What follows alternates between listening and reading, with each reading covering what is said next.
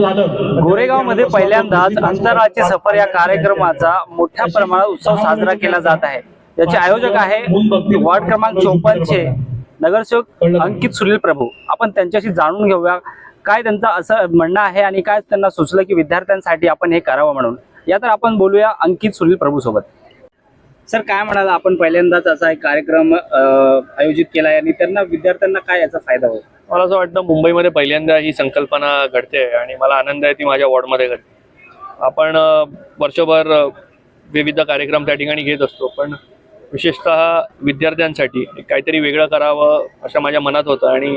त्यांनी ही संकल्पना तयार झाली। मला असं वाटतं की खगोलशास्त्रावरती प्रेम करणारे अनेक विद्यार्थी हे त्या ठिकाणी माझ्या विभागामध्ये असतात। आज 400 विद्यार्थी जवळपास या कार्यक्रमासाठी आलेत आणि खगोलशास्त्रामध्ये रुची असलेले सर्व विद्यार्थी आहेत। त्यांना अंतराळात काय चालतं, चंद्राची माहिती, गुरुची माहिती, अशी वेगवेगळी जी ग्रह आहेत त्यांच्याबद्दल जाणून घ्यायची उत्सुकता असते। सौर मंडळबद्दल जाणून घ्यायची उत्सुकता असते, कारण हे विज्ञान जाम मोठं आहे आणि त्याबद्दलची उत्सुकता ही आपण त्यांची पूर्ण केली पाहिजे आणि त्यासाठी हा एक वेगळा कार्यक्रम या ठिकाणी घेतलाय। हा कार्यक्रम घेऊन ते पुढे घेऊन जाणं ही तर एक सुरुवात आहे, पण मला असं वाटतं की या वॉर्ड क्रमांक 54 मध्ये अशा प्रकारची कायमस्वरूपी वास्तू ही त्या ठिकाणी असावी, ज्यात विद्यार्थी तर असतीलच पण आमच्यासारखी जी तरुण पिढी आहे त्यांना देखील या शास्त्रामध्ये रुची आहे, त्यांना देखील या वास्तूमध्ये त्या ठिकाणी त्याचा उपयोग करून अशा सगळ्यात ज्या नवीन मोहिमा आहेत, मग नासाच्या मोहिमा असतात, आपल्या इस्रोच्या मोहिमा असतात, त्याच्याबद्दलची माहिती हे 365 दिवस हे आमच्या या वॉर्डमध्ये राहणारे नागरिक, मग मुंबईमधून देखील येणारे विविध नागरिक ज्या या वास्तूमध्ये येतील त्यांना देखील देण्यात येईल। विज्ञान आता एक वेगळ्या दृष्टिकोनातून बघितलं जातं, म्हणजे शाळेमध्ये जे विज्ञान शिकवलं जातं त्याच्यामध्ये वेगवेगळे आता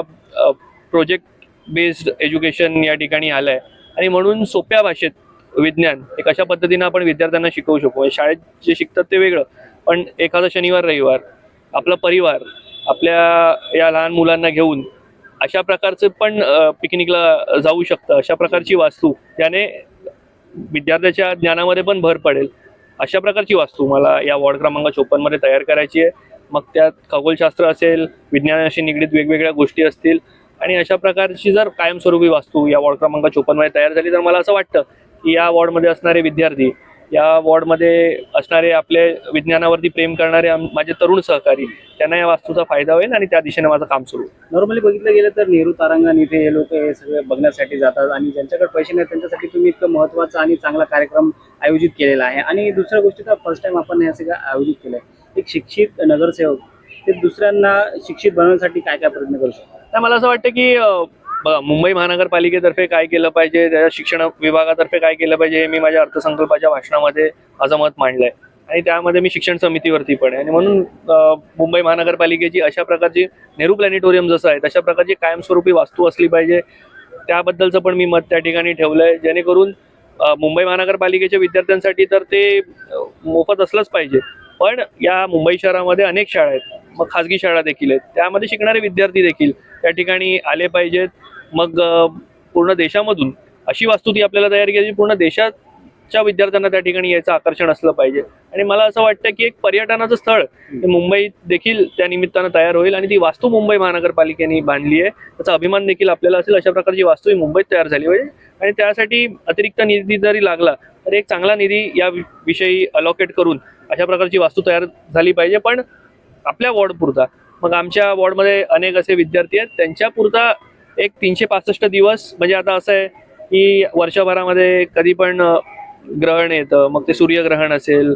आपलं चंद्रग्रहण असेल, त्यासाठी अनेक लोकांना नेहरू प्लॅनेटोरियमला जायची इच्छा असते, पण तिकडे एवढी रांग असते की त्या निमित्तानं ते तिकडे पूर्णतः सगळ्यांना कधी कधी पाहता पण येत नाही आणि रांग असल्यामुळे आपल्याला पण त्यांना समजून घ्यावं लागेल की ते देखील एका वेळेला किती लोकांना अटेंड करणार आणि म्हणून असे जे काही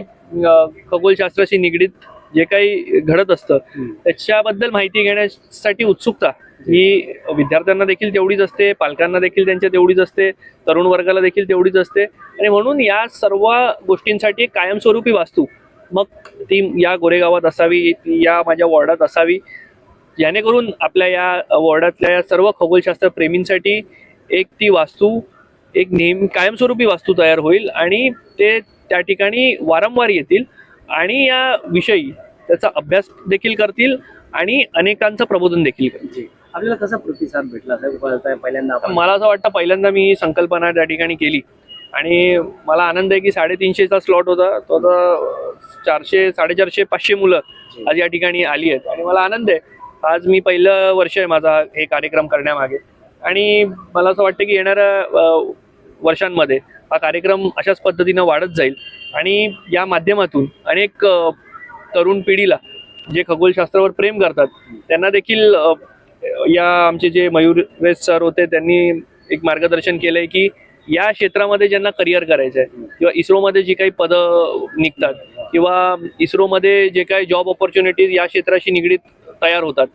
तर त्यासाठी काय काय केलं पाहिजे याचं देखील प्रशिक्षण हे मला वाटतं आताच्या विद्यार्थ्यांना दिलंय आणि मला असं वाटतं कोणाला याच फील्डमध्ये जर करिअर करायचं असेल तर येणाऱ्या दिवसांमध्ये त्यांना देखील या प्रशिक्षणाचा फायदा होणार आहे आणि एक चांगली पिढी त्या निमित्तानं आपण घडवण्याचा प्रयत्न करतो. माझा शेवटचा प्रश्न असा राहील, आता ते सगळे विद्यार्थी बसले त्यांच्या कशाबद्दल म्हणजे कशा प्रकारे ते कार्य दाखवण्याचा प्रयत्न चालला आहे? आता असं आहे की पहिलं तर आपण त्यांना सर्व सौर मंडळाबद्दल आणि वेगवेगळ्या योजनेबद्दल आपण त्यांना प्रशिक्षण दिलं, त्या ठिकाणी प्रेझेंटेशन दाखवलं. तर लेझरच्या माध्यमातून वरती जे असतात कॉन्स्टेलेशन असतं, वेगवेगळे ग्रह असतात, त्याच्याबद्दलची माहिती एक लेझरच्या माध्यमातून देतील आणि मग जे आपले विशिष्ट दुर्बीण असतात हे सर्व ग्रह बघण्यासाठी त्या थ्रू आता ते विद्यार्थ्यांना एक एक करून ते वेगवेगळे ग्रह जे अवकाशात दिसणार आहेत त्या पद्धतीनं ते दाखवतील आणि मला असं वाटतं ती उत्सुकता देखील विद्यार्थ्यांच्या मनात भरपूर वेळेपासून आहे की ते ग्रह त्यांना दुर्बिणीतून बघायचे आणि आज ते मी त्यांच्यासाठी करू शकलो याचा मला आनंद आहे. धन्यवाद.